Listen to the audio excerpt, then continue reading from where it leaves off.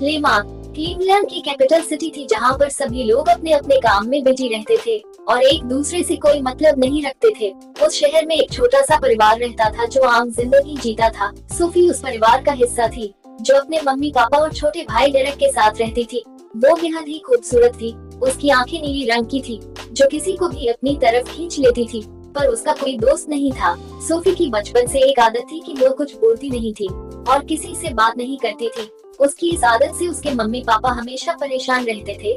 School में भी उसके सारे टीचर्स उसके ना बोलने की आदत से परेशान थे।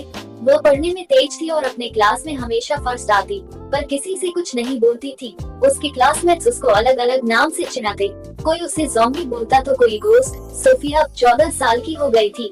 एक दिन स्कूल में सब बच्चों को बताया जाता है कि उनके लिए न्यू स्पोर्ट्स टीचर आ रहे हैं जिनका नाम फिलिप्स है।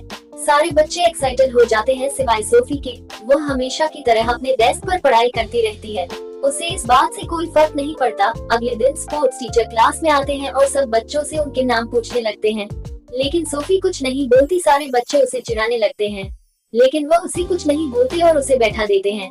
ऐसा पहली बार हुआ कि किसी ने सोफी से उसके नाम बोलने की वजह नहीं पूछी और ना उसे बोलने के लिए मजबूर किया। कुछ दिन मिस्टर फिलिप्स सोफी को ऑब्जर्व करते हैं।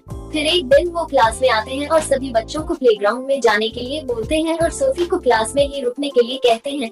सोफी थोड़ा घबरा जाती है। फिर वो उसको आराम से समझाने लगते हैं कि बोलना कितना जरूरी है। फिर थोड़ा स्ट्रिक्ट होकर बोलते हैं ताकि वो इसे सीरियसली ले।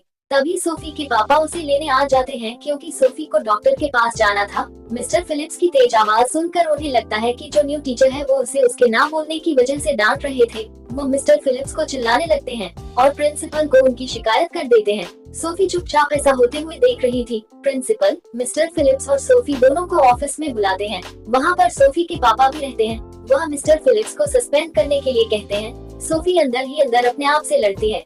एक तरफ उसे टीचर के लिए बुरा लगता रहता है और दूसरी तरफ वो कुछ नहीं बोलती। काफी टाइम बीत जाने के बाद सोफी तेज से चिल्लाती है कि वो उसे डांट नहीं रहे थे बल्कि उसे समझा रहे थे, और उसे समझ आ जाता है कि बोलना कितना जरूरी है।